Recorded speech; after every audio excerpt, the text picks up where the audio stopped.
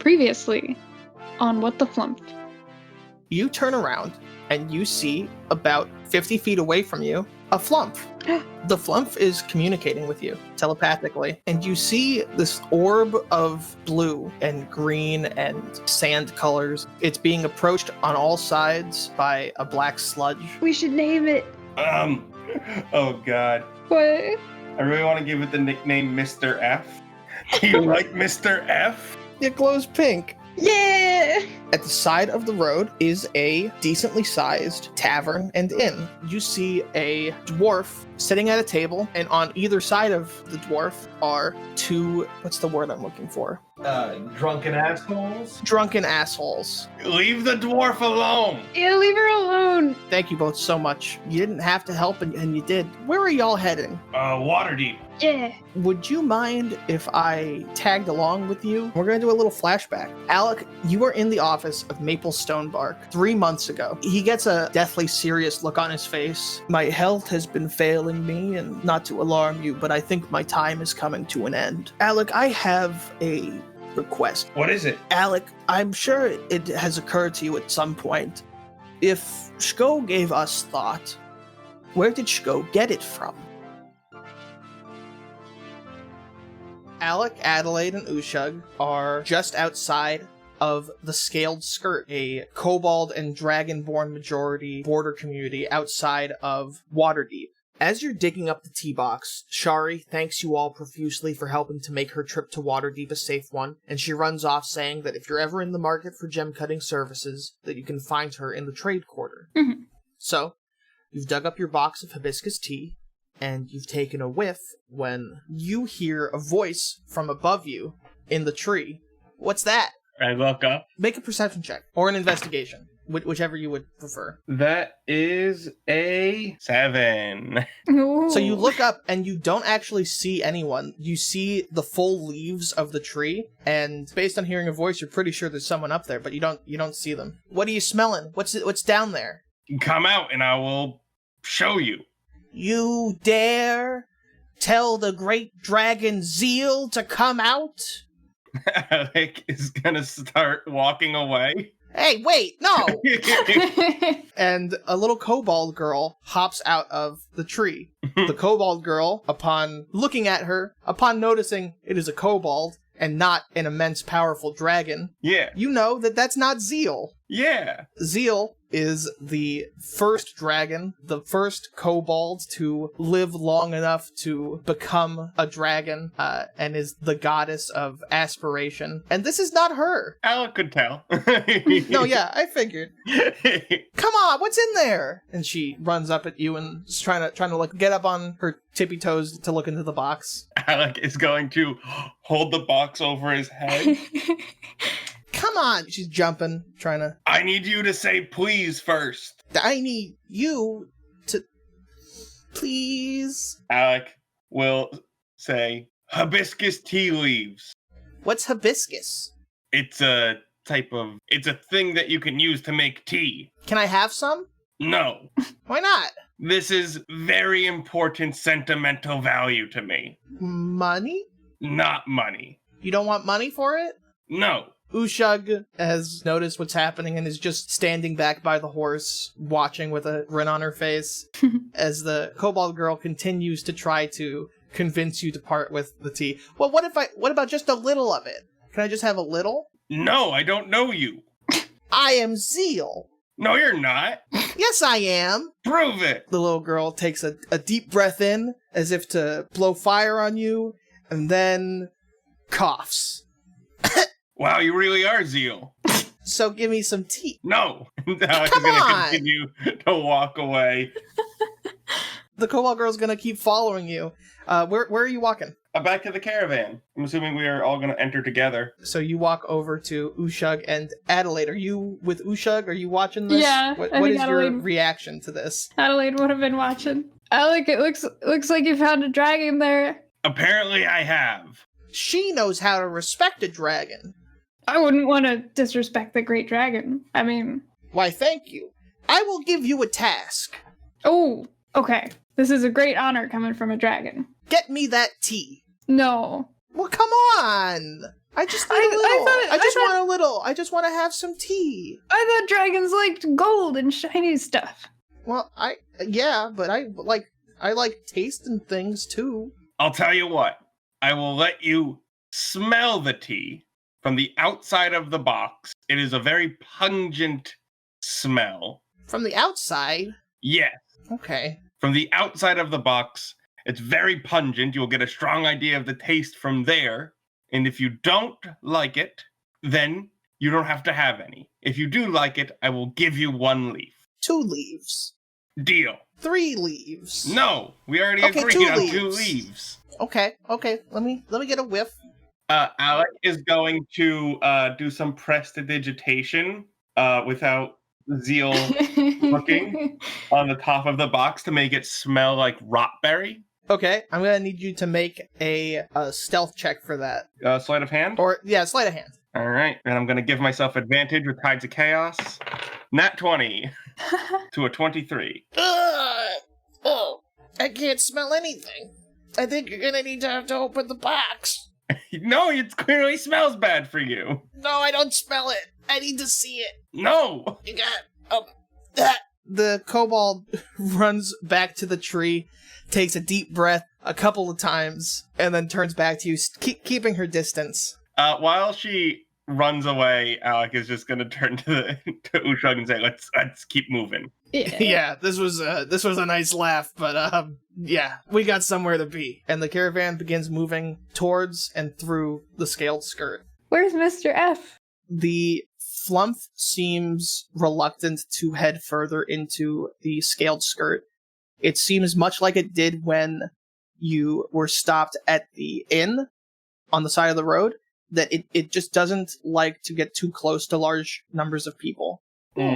As you walk through, you get a good look. Alec, you remember this place fairly well. Yeah. You used to come by here when you weren't at school. Mm-hmm. Get some cheap drinks, meet the people. So the Scaled Skirt is a shantytown made up of mostly non-permanent housing. A lot of tents. A lot of the buildings that are buildings mostly look to be made up of fairly loose-standing material. Like I said, they're not meant to be permanent in any capacity, except for some of the larger shops. Some of the shops of people that have been successful enough have been able to and been inclined to invest in more permanent structures. As you walk through, people are trying to get y'all's attention, trying to sell their wares. Every few minutes as you walk through, a different person is trying to sell you something, trying to sell you potions. Some of them have gemstones. One individual seems convinced that what Ushugg really needs is a set of bagpipes.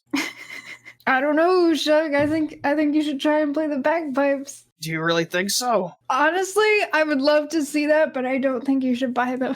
Yeah, you should buy them. No, I'm not gonna buy them. I don't know how to play an instrument. Y'all are arguing about the bagpipes long after you have passed the person selling them. You've made your way about halfway through the Scaled Skirt towards the main entrance of Waterdeep. To your right, Alec, you see a building that you spent a lot of time in. It is a bar called the Money Pit.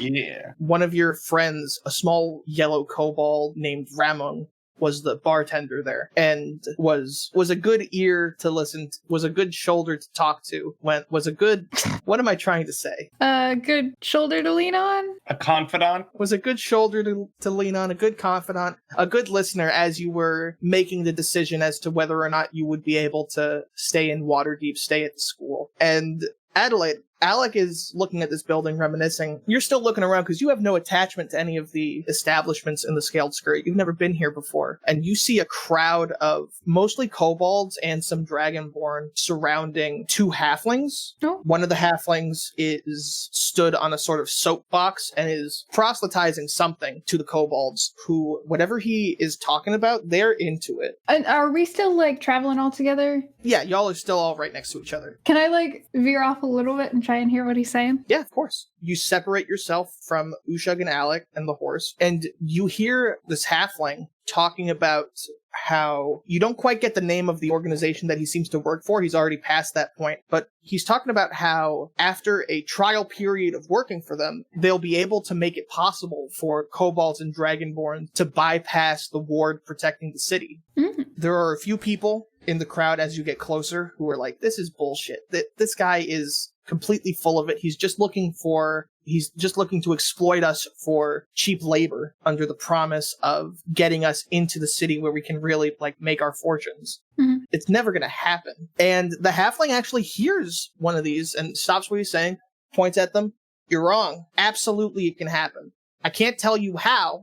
It's a trade secret, but multiple people who used to live in the Scaled Skirt who were not able to enter Waterdeep are now living happy lives inside the walls, working for my employer. He lists off a couple names that seem to strike a chord with the people listening, and anyone who was, not anyone, but a number of the people that were doubting what he was saying have started to come around with the idea that these people who had previously joined the organization and had since not really been seen in the Scaled Skirt, the idea that one, this person knows their names, and two, maybe it's true. Maybe he really is offering something real. Do I hear any names in specific that I could remember? Yeah, one of the names that stands out to you is Helen Boldus. He mentions a dragonborn named Helen Boldus. What kind of work is he offering? You can ask. What kind of work are you looking for? Well, thank you for your interest. I don't think you need it, seeing as I think you should be able to walk into the city regardless. Well, yeah, But to answer your question, and for any of our draconic friends here who might not have heard me when I said it before, I am a representative of a particular guild within the city who operates in, let's say, and he takes a look towards the entrance and looks at the two watch guards who guard the customs area, and then he looks back. Let's just say less than decriminalized efforts. Nothing particularly dangerous, just... Wait! Yes? This may sound like a stupid question, because I've never been to Waterdeep. I've never really been out of my town, but why aren't kobolds allowed in? Like, is it illegal for them to get in? And if so, even if you, like, let them in, would they be allowed to stay? No, it's not illegal. He seems a little taken aback. I don't know if maybe someone else would like to explain it, but there's a ward around the city that prevents people with draconic blood from entering. That's stupid. I agree, he says, looking into the eyes of different kobolds and dragonborn. I agree it's stupid. If I had my way, we would take the steps to allow every single kobold and dragonborn in the skirt to enter Waterdeep. So why don't you just tell people how to? It's a costly magic situation, and we just can't afford to give it to everyone. Well, what if you told them how, and then they could figure out how to do it themselves? You know what? Make another insight check. That's a 2. Hell yeah. He seems just as happy as he always has. Okay. You know what? That is a very good question. I'm going to bring that up with my boss and see if we can't make that happen for everyone. I wouldn't hold my breath, but maybe someday. Who do you work for? Who's your boss? What? My name is Jerem Hare. Hey, Jerem Hare. What's your name? Adelaide. Adelaide? Yeah. What's your last name? Do you have one? I do. Why do you want to know? I gave my last name. That's true. As he's focusing more and more on talking specifically to you, some of the kobolds are getting like, why is he focusing so much on talking to this woman who can enter the city? And they're getting a little, not upset with him, but a little put off. Mm-hmm. Well, I gave my last name. Robin. Adelaide Robin. Adelaide Robin. Mm-hmm. Well, I am a representative of the Xanathar Thieves Guild. We do a lot of good work in the city. We help a lot of underprivileged people. Steal from the rich, give to the poor, that kind of thing. Mm-hmm. And so really, he says, taking his attention back to the kobolds, it's very noble work that you'd be signing up to do, with a great reward of being able to join the city that you've been living outside of for so long. I've got one more question, and then I'll leave you be to, do your thing. You wouldn't happen to know a Londi, would you? Londi O'Glood? Make another insight check. 3. I'm killing it with these rolls tonight. No, I don't think I do know a Londi. All right. Thank you for your interest. I hope you have a great time in the city. Say hello to Father Robin for me. Will do. Don't swindle anybody. He points he like wags a finger at you. And he goes back to to speaking with the crowd. While that conversation was happening, Alec, what were you up to? I was probably watching this speech from afar, trying to stay close with the pack and stuff in the caravan. Could Alec have made some insight checks? Probably not on the one-on-one conversation, but on the speech he was given? Yeah, make 2 insight checks, one for the speech in general, and a second one for when Adelaide asked if he knew Londi. 18 on the first one, 13 on the second one. So the speech itself it's being pretty genuine. Mm-hmm. However, you get the sense that he doesn't exactly know how it is that kobolds and dragonborn are able to enter the city, but he knows that it has been done. Yeah. Something that you notice when Adelaide asks if he knows who Londi is, if he knows someone by the name of Londi. Did you say Londi or Londio glowed? I think Londio glowed, which I probably should notice. You notice his eyes narrow, even from the distance that you're at. His eyes narrow, and he takes a moment to process what he just heard. I think I just made an enemy. Well, congrats! Thanks. Also, I said Londi's name, which I probably shouldn't have, but Londi can handle himself. That's true. That's a Londi problem. Londi can only handle himself. Yeah. I wouldn't trust him to handle anyone else. Yeah. Do y'all continue through? Mm-hmm. Yeah. Alec might stop in at the tavern once they're all settled in, but his main priority is trudging along. You continue through, and you make it to Waterdeep entrance and customs. There are 2 guards there. They look pretty sleepy. They look like they've been standing there all day. Also, I don't think we established this ever. It's about like 2 p.m. Mm-hmm. So it's not like late at night or early in the morning. As you approach, one of them puts up a hand. Halt. Mm-hmm. Give us your packs. Okay. Why? And do all of you give your packs without incident, or? Yeah. Yeah. They look like official guards. Yeah, they look like official guards. Okay, yeah. They take your packs, empty them out on a nearby table. They're going through your stuff, making sure you don't have anything that would indicate that you're a threat to the city. They put the stuff back in your packs and they hand them back to you. Do you understand the laws of Waterdeep and agree to be governed by them? Yeah. Yes. Yeah, great. Let me grabs a stamp. Hands, please. Hold out my hand. Alec sticks out his hand. Puts a stamp on Adelaide's hand of the seal of Waterdeep. Puts a stamp on Alec's hand. And as he's putting the stamp on Alec's hand, you see the 2 halflings, Jerem and the unnamed one, approach. Jerem, make a perception check, both of you. Mm-hmm. I'm gonna use a different d20. I got a I got a 12. Adelaide, you notice that he has dropped a small pouch. Oh. He has dropped a small pouch, and he and the other halfling continue walking without it, and they actually walk right past the guards. Where'd they drop the pouch? Like on the ground? On the ground, about 10 feet back. Finish stamping Alec's hand. They stamp Ushugg's hand. Are any of you magic users? Any of you magicians of any kind, or what have you? I'm not. I'm not. I'm not. Go on in. Don't make any trouble. One sec. I think I dropped something. I would go over and look at whatever they dropped. Nope. Sorry. That's ours. Oh, okay. I dropped that.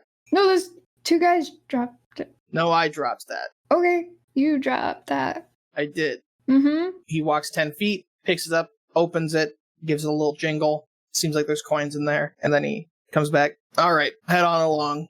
All right. All right. Thank you. You're welcome. Is this your first time in Waterdeep? Yeah, it's mine. Mm-hmm. Yeah, I could tell. Hey. Hey. No, I meant like, never mind. It doesn't matter. And the 2 guards make way for you to enter the city. So you enter the city, Ushugg leading the way with the horse that has the disc platform on it. And Ushugg says, all right, so I need to deliver this to a family in the noble district, but I'm not quite sure where that is. Oh, excuse me. Yeah. Where is the noble district? And the guard gives her a small map that she looks at and is like, okay, great. Ushugg begins walking through the city following the map. Make perception checks. 14. Oh my god, it's 7.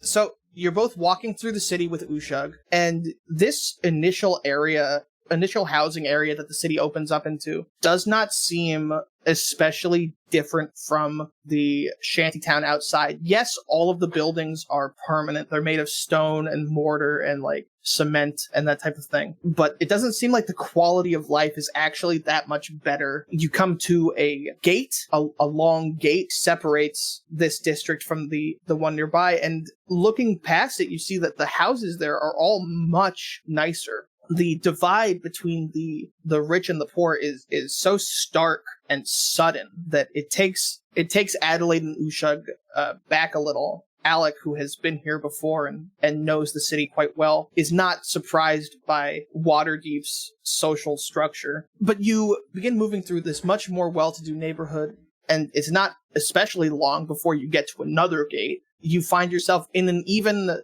wealthier community. So there's like the 3 different social statuses. There's the poor, the wealthy, and the ultra wealthy. And Ushugg's patrons seem to be in the ultra wealthy class. You walk for a little longer before you come to an enormous home, bigger even than the Black Tree Manor. Absolutely gargantuan house. There are 2 guards at the gate who Ushugg explains, "I'm here to see the Lorem Bears. Ushugg Redbleeder. I'm a carpenter." The guards don't have a way to confirm any of that, but it's more a system of letting people through and knowing that they're in there if they cause trouble. Mm-hmm. But you all make it past the gate. You see people patrolling in the yards, and then you come to a well-crafted door with 2 additional guards at it. One of the guards knocks on the door for you, and it opens, and you come face to face with a very sharply dressed tiefling. "Hello?"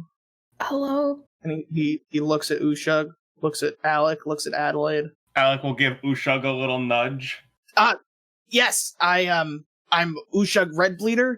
I was the Lorem Bears contracted me to build them this, and she points to the disc on the horse.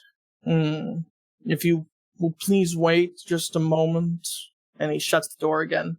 And when he said, "Would you please wait a moment," what he really meant was, "Would you please wait 20 moments?" Because he leaves you waiting out there for a solid, 10 minutes. Ushugg, it's so fancy here. Yeah, it's putting me a little, I'm sorry, I'm feeling kind of self-conscious. I don't know, I don't know why people this rich why me? You made a great thing. It looks cool. Yeah. Yeah. Yeah. Sammy. Yeah. Could I, compare the quality of the door Ushugg made to the carpentry of this door? Ushugg didn't make a door. Oh, what did she make again? She made a platform, a large wooden disc. It was made from a door. That's what it was. Can I compare the quality of Ushugg's work to the quality of this door and other carpentry works nearby? Yeah, give me a perception check with advantage because you've been walking through this district for a while. 19. Hell yeah. It seems like Ushugg's work is definitely good, and it's definitely even good comparatively to some of the things that you've seen in this district. But whatever carpenter dealt with the Lorem Bear door, or there is a gazebo in the yard, that is all so much better than this platform that Ushugg has made. Which, again, is not to imply that Ushugg has done shoddy work of any kind, but there's being good at something and being great at something. Exactly. Ushugg seems to have noticed it as well, which may have contributed to her anxiety when speaking with the butler. I mean, look at all this stuff. It's just, this is no contest. Why? Oh, God. What if they're not happy with it? What if I have to go back to Butler? I just told everyone I was leaving and I was gonna start a shop here. And what if they decide not to pay because they're not happy with it compared to the work they've had elsewhere? And I had them going back home in shame and... We can help. You don't have to go back home. Ushugg is hyperventilating when the door opens again. You see that same tiefling. "Please come in." And he opens the door wide and motions for you all to enter. Looking inside, you see a large entry hall. It's beautiful. There is a large, ornate staircase leading up to a second floor. It is carpeted in red and gold. The butler motions for you to enter and leads you to the corner of the room where there is a very nice waiting area. a small little circular coffee table and a couple chairs that look to be very comfortable. Before entering, though, Ushugg does say, I have a horse with the thing on it. I'll bring it in if you want, but, Do you have stables? we have staff that will collect it. Oh, yes, of course. You have staff. Yeah. Wait, you have staff for a house? Yes. That's crazy. Is it? To me. He eyes you up and down and seems to have judged you, leaving you wanting. Oh. Come in. And Ushugg walks in, leaving the horse outside. And I'm assuming the two of you walk in as well? Yep, Adelaide will follow. Yeah. And he leads you to this nice little sitting area. The masters of the house will be down shortly. If you wouldn't mind waiting just a little while longer. No problemo. He squints his eyes and looks at you, wondering if you were mocking his speech pattern. Oh no, I wasn't trying to. And he positions himself standing against the wall, keeping an eye on you all. You all are in this waiting area. There's a glass table and some chairs that look to be very comfortable. Alec is going to sit down in one of the comfy chairs. Ushugg is also going to sit down in one of the comfy chairs. The two of you sink into the chair. It's like sitting on a cloud. It might be the most comfortable chair you've ever sat in. Alec is going to get real comfy in the chair. Adelaide is a little afraid to mess anything up, so she's just gonna stand. Ushugg is sitting, but has a similar mindset to Adelaide, and is sitting very, prim and proper. She'd love nothing better but to, lay down across, two chairs, but she will not. Mm-hmm. And a little time passes. The butler is watching you quite closely. The butler is staring at you all, and while an initial glance might make you think, he just doesn't want us to fuck up these fancy chairs. He doesn't want us to, stain stuff with our shoes or whatever. It's clear that he actually holds some sort of deep disdain for you. Oh no. Almost certainly a class-based disdain. He seems to be upset at being forced to allow such people inside. People that don't seem to have bathed in at least a couple days. Hey, I'm not judging. Y'all were on the road. Y'all just got in. And you see two people arrive at the top of the stairs. Hello? Is that Ushugg and her who are they? These are my traveling guard. They helped protect me and the merchandise as we were escorting it up here. They did a very good job, and I think you'll be quite happy with the quality of the work. Yes, thank you. Thank you for keeping Ushugg safe and the merchandise, as you called it, as well. We're very excited to install it. Yes. How was the trip? Oh, it was good. It was good. Nothing much really happened. Everything was safe and fine. It's all good. Yep. Great. Wonderful. Well, if that'll be all, I think our business might be concluded. Oh, but Kristoff, we haven't actually paid her yet. Yes, of course. Karakir and another tiefling runs over to them from elsewhere on the second floor. Yes, Master Laurenbear. What can I do for you? Please, the woman extends her hand and gives the tiefling Karakir a large pouch. If you wouldn't mind paying dear Ushugg for her work, her dedication in delivering our commission to us. Thank you, Ushugg. And the two Laurenbears walk away. Karakir turns to the two of you, holding this large pouch in both hands, and make a perception check. 11. 17. So both of you notice that Karakir does a little bit of a double take when looking at the two of you and Ushugg. Adelaide, you notice a flash of anger that accompanies that double take. Karakir quickly composes themselves to the point where if you had blinked, you would not have noticed it. Walks down the stairs with this large pouch. Here you go, Ushugg. Handing the pouch to Ushugg. That is 1,500 gold pieces for your work and your silence, of course. The Laurenbears are quite private. Whoa. Thank you. That's great. I actually had one more thing to say to the Laurenbears before they left. Could I, and Ushugg looks between the butler and Carrick here, could I trust the two of you to pass it along? Not that I don't trust you, of course. You know, you're very trustworthy, I'm sure. I just, what is it? I just wanted to tell the Larum Bears how good a job that, Alec and Adelaide here did protecting the merchandise, and if there's any positions available, and Ushugg looks to the two of you and sort of does like an apologizing gesture of like, I know we didn't talk about this, I didn't even think about it until just now. Adelaide would like smile back. And turns back to Carrick here and goes, but they would be good as, if you need more guards, or just some people to run some errands. They're very reliable, and I know they'll be looking for some steady work. Yes, I will certainly bring that up to the Larum Bears. Will that be all? Yeah, I guess so. Wonderful. And Carrick here turns around and begins moving back up the large staircase, and you both hear the sound of a door opening behind you as the butler has already opened the door to prepare for your exit. I think it might be best if you left now. That makes sense. Alec will leave. And Ushugg will leave. Yeah, Adelaide will leave too. Yeah.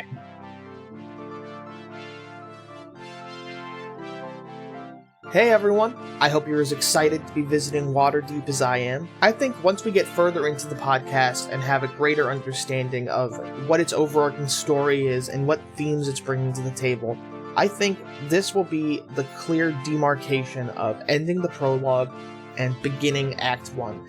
And I'm so excited to have gotten this far, and I'm pumped for the future of what the Flumph might bring. I hope you stick around for the ride. If you're enjoying the podcast, I'd love it if you'd recommend it to your friends. Word of mouth is such an important way to get this podcast into people's ear holes. And if you're interested in supporting us financially, we have a Patreon now. There's a link in the description. Thank you so much for listening, and have a great day. I hope you enjoy the rest of the podcast. You all exit. The horse is there, although the platform that was on its back is no longer.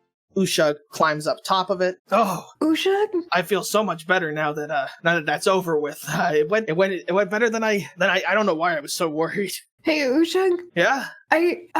What?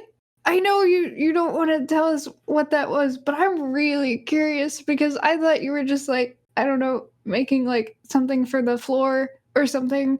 But that's really expensive. Yeah, you know, if you undervalue yourself, no one will value you properly, she says, clearly quoting something from a book she's read. You know, if that's what they wanted to pay, that's what I'll charge. You know, I was actually only expecting 1,000 gold pieces, but I guess their privacy's worth a lot to them. Yeah. Alec, is everybody this fancy? In this part of Waterdeep? Absolutely. That's crazy. Oh, and I still need to pay the two of you for your work. And she reaches into her pocket, not into the pouch, but into her pocket, and takes out 10 gold pieces and tosses them to you. Thank you. Thank you. Well, I'm going to head over to the trade quarter then. I had been planning on meeting up with someone who had said that if everything went well, I could pay them to be my mentor of such, and everything went well, she says, holding up the big pouch of gold. I wonder if I can downsell him at all. Do y'all need help getting out of here, or... Oh, Ushugg pulls out the map, takes one quick look at it to figure out how to get to the trade district from here, and gives whichever one of you is closest the map. Alec takes the map. Alright, gives it to Alec. That'll help you get out of here. Looking around, y'all notice that the guards and even just people walking by are looking at you all pretty suspiciously, like they don't belong here. Think if we want to avoid trouble, we should maybe get out of here soon. Yeah, I'm uncomfortable. Yeah. Well, I'm gonna head over to the trade quarter. Hopefully I'll see you there. If you ever need some carpentering, come find me. And, yeah, y'all have a great day. I know that there's, are y'all looking for work, for housing? I can look around for y'all if you need. If you wouldn't mind. Yeah. Yeah, I'll keep an eye out. Thank you. Thank you. I'll see you around. Thank you. Thank you. Thank you. Thank you. And Ushugg rides her horse away out of the district. So, where to now? Do we have, like... Well, I was planning on visiting the bar. Yeah? Seems like a good place as any. Yeah? That sounds good. We go back to the bar. The bar in the skirt. Yeah, the money pit. Yeah, you make your way out of the two noble districts, and as you are walking through a more neutral district, the two of you are approached by 3 drow sailors and a human. Ah, hello. Hello. I'm so sorry. We've gotten a little lost. If you could help us out. We're new here. Yeah. Oh, well, that's embarrassing. Are you okay? Yes. My name is Zardoz. I don't know if did you come in through the docks? No. Well, if you're ever heading by the docks, you might see those 3 large ships. Those are mine. The Sea Maiden's Fair. It's a traveling carnival. We just got into town and, well, the boys wanted to see the Tower of Luck. Whoa. But if you don't know where it is, then thank you anyway. Do I know where the Tower of Luck is? Make a history check. Ba-da-ba, nat 20. Yeah, the Tower of Luck is a very tall tower dedicated to Half Syed, the first halfling, the god of luck and coin, and it is in the church district, the religious district, to the far east of Waterdeep. Cool. Alec will give this guy the directions to the religious district, but not to the Tower of Luck. Thank you so much. Sorry for bothering you. If you're ever in the mood for entertainment, come by the Sea Maiden's Fair. It's great fun. Oh, do you have any, people who, fight? Because I did some, fight performing back in my hometown, and I would like to see other people do that. Well, I'll tell you what, not only do we have gladiators that fight for people to watch for entertainment purposes, but if you've got experience, we might be willing to take you on as well. That would be cool. Maybe just as long as we're in Waterdeep. I don't know if you'd want to come traveling with us around the world, but we could make something happen. Yeah. What's your name? Zardoz Zord. I'm Adelaide Redfallow. Adelaide Redfallow. Nice to meet you. It's nice to meet you, too. And you? Alec Silvertide. Alec Silvertide. Well, thank you both for the directions, and I hope to see you at the carnival. And he and his 3 drow sailors, they walk away in the direction of the religious district. That's exciting. Yeah, Alec is vaguely not interested by pirates. You could probably tell on his face. Alec's not interested in pirates? Alec doesn't like pirates. For any particular reason? Or just, not impressed? Alec is more about, high thought, arcane stuff. He looks down on pirates. Yeah. Yeah, he looks down on pirates and banditry in general. Pirates are just bandits, but in the ocean. Were they pirates, or I thought they were, performers? Yeah, they told you that they ran a traveling carnival. Oh, well then Alex assumed pirates like an asshole. Well, he can still assume pirates. Yeah, he is. Are the 2 of you making your way back to the skirt? Yeah. You make your way back to the skirt. You see those 2 guards again, guarding the tower. The tower? What the fuck?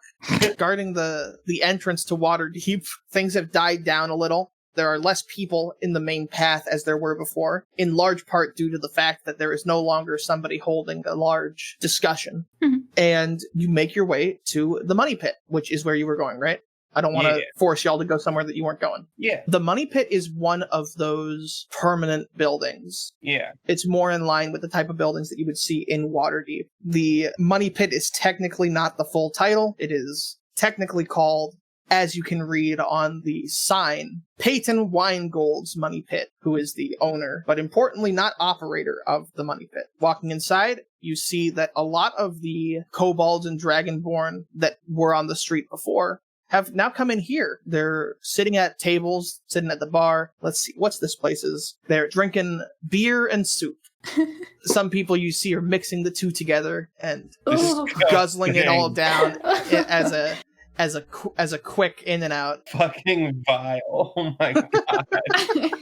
Looking at the bar, you don't see that yellow kobold that was your friend Ramung. Ramon? Or Raymond? Hamon? Ramung. Ramung. Ramung. Ah. Instead, you see a yellow-red dragonborn who seems to recognize you instantly. Alec? Ramon? Yeah, it's Ramung. Alec is gonna give him like a good high five over the bar. Ramung gives you a high five as well. You high five, there's that crack of a good high five. You see Ramung do a little bit of a flinch as they connect, and then he relaxes and he goes, "Oh, it's only you. I don't know what I was worried about." What do you mean? I just finished metamorphosizing about a week ago. I'm still tender. I can tell. Congrats. Thank you. He walks around in a little circle, showing off his new body and his height. But you never thought you'd see the day, huh? No, I mean, I always hoped, but I never thought I'd be here to see it. Yeah, a little earlier than usual. I'm only, 773? Yeah. Whoa. Like a solid 30 years early. Also, this is my friend Adelaide. Hello. Well, hey, Adelaide. It's nice to meet you. Nice to meet you, too. Any friend of Alex is a friend of mine. What can I get the two of you? Just a basic ale to start and a soup. Yeah. Yeah, do you want those pre-mixed? No. Oh, no. Okay, all right. Oh, right. Yeah, the two of you you're not draconic. That probably would taste awful to you, I bet. They sound good separately, but not together. And he gets each of you a quick bowl of soup and each of you a mug of ale. Ah, thank you. Yeah. Before you drink or you eat that, I do want to say I wish I could give this to you for free, but I just can't swing that right now. Oh, not a problem. How much is it? So the soup is 30 silver and the ale 50. Silver? 50 silver. Yeah. Alec throws a gold piece down on the table. Amazing. Thank you. Not a problem. Takes the gold piece, puts it into there's like a slit in the bar, puts that gold piece through the slit where you hear it clink as it connects with several other coins. So, how have you been? I've been all right. I learned how to do this, and Alec will do some sparks in his hand. He's gonna duck under the bar. Holy shit! What the fuck, Alec? Oh, they're harmless. Yeah. Jesus. Puts a hand to his chest. Okay. All right. Well, I can do this. And he belches fire. Whoa. Like big belch or Like a little belch. nice? He's not trying to hurt anyone. Yeah. I can't do anything fancy like that. No, well, you look pretty strong. Hey, thanks. I can hit stuff. And sometimes that's all you need. Yeah. Have the two of you, are you eating your soup, drinking your beer? Yeah. Yeah. Drinking my soup, drinking my beer. Make perception checks. 12. 16. Both of you notice that beer is slightly watered down. That's fine. Yeah. Times are tough. So what brings you back to Waterdeep? Did you get the money you need to continue your education, Alec? I found a job out here. Oh, yeah? Yeah. What is it? Well, to be quite honest, I don't have the job yet, Oh, but I have a solid opportunity and a good recommendation. Yeah. well, what's the opportunity? We have an address, but we don't know the exact type of work that we're going to do. Okay. You're worrying me a little. Come on, it's me. When have I ever done anything dangerous? I distinctly remember you getting into some trouble with the Biters. What are the biters? The Biters are a gang of kobold youths. I mean specifically like kobolds that are still children. Well, that's a different thing. They wouldn't stop inking me. Inking you? Yeah. You know, when they filled the little, balloon things with ink and throw them at people? Mm-hmm. They always tried to splot on my bald head? That's different. See, this is who you've aligned yourself with. He's gonna need someone that can hit things. Adelaide is very good at hitting things. Yeah. She's gonna have to be to keep people from getting ink on your bald head. And he reaches out and he gives the top of your head a little squeeze, like. I mean, it didn't make that noise because that would kill you, I think. Yeah, he crushes my head. He's like, "Oh shit! I'm so sorry." But gives your head a little squeeze. Mm-hmm. Alec, I'll be honest, it is really great to see you. It's really great to see you. Things have been a little rough since you left, if I'm being honest. I can tell you watered down the beer. That wasn't what I was talking about, but you noticed? Yeah. Is it too watered down? Damn it.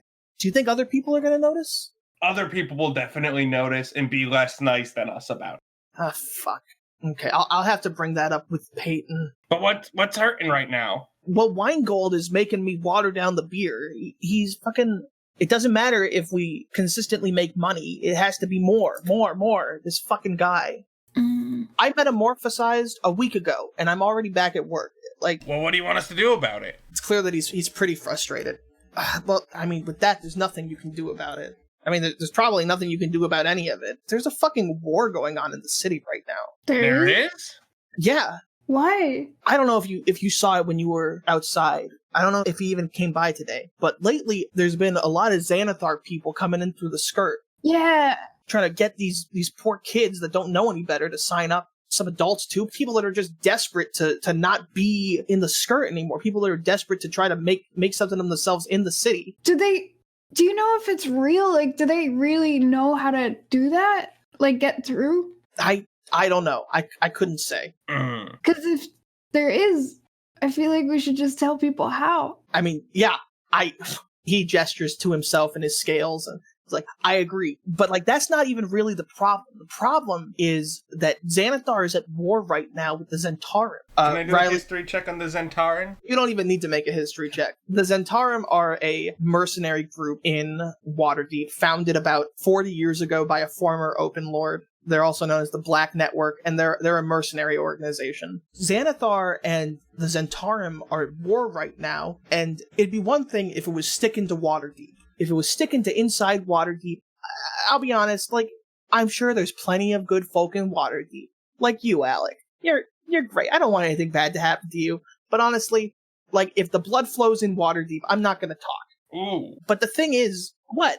It's a little brutal of you. I'm not saying I want blood to flow in Waterdeep. I'm just saying, it's a Waterdeep problem. It should stay in Waterdeep. We don't even get the benefits of living in the city, but we have to deal with the consequences. So the Xanathar is recruiting people in here, and so every once in a while, the Zentarim end up out here. There's fighting, and there's death, and what are we supposed to do about that? Well, maybe we could go in there and survive or try to figure out what's going on. Alec, I appreciate the thought, and I'm sure you feel like you can handle that with your new and he does the gesture that you made when you made Sparks go. Mm-hmm. But I can't ask you to do that. That's way too dangerous. Well, that's fair, but I imagine that if we, and then looks at Adelaide, figure out a safe conclusion to this problem, we could make enough money to live here, and I could go back to school. I mean, yeah, I'm sure if you were able to resolve this gang war, the Open Lord would probably reward you, but is it worth it? Is it worth the risk? Why are they fighting? I couldn't tell you.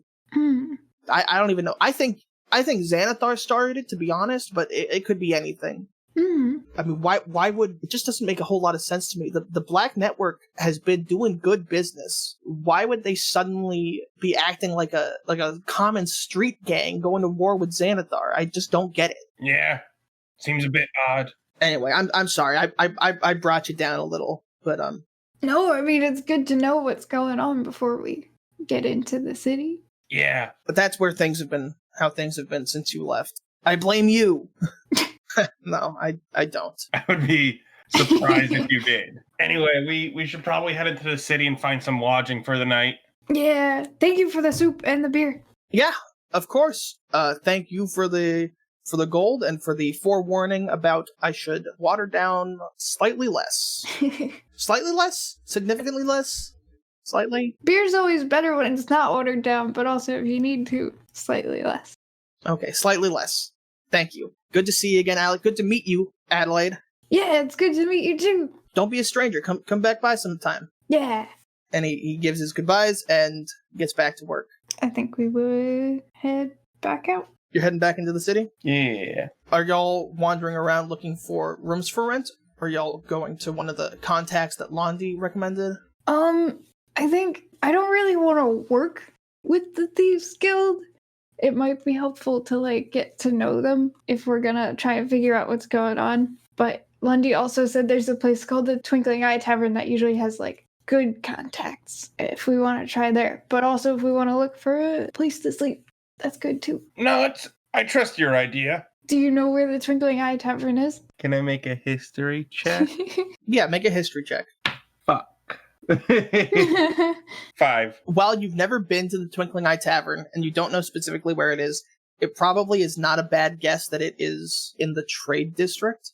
Let's go to the Trade District, and we'll probably find it there. There's also people walking around that you could ask. Yeah, Alec refuses to ask for directions. Typical.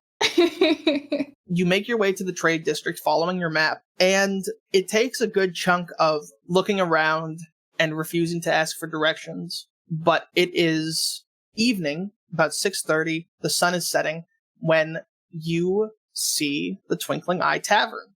It's a large, multi-leveled tavern. There are lights from inside, and it is blaring with the sound of music and ruckus. The door is in the shape of an eye that twinkles. That's real cool. How big's the eye? 8 feet tall.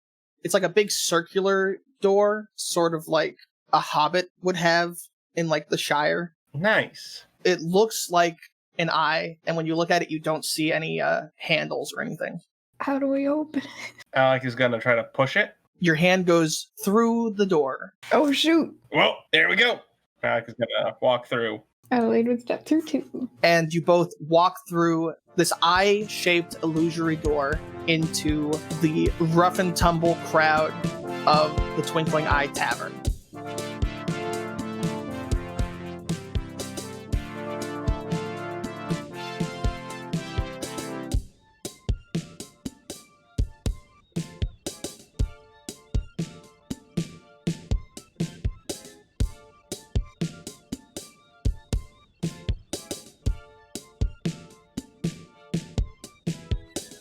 I'm introducing more NPCs, but I also don't want it to just end up being everyone listen to Sammy talk to himself in different voices. Oh.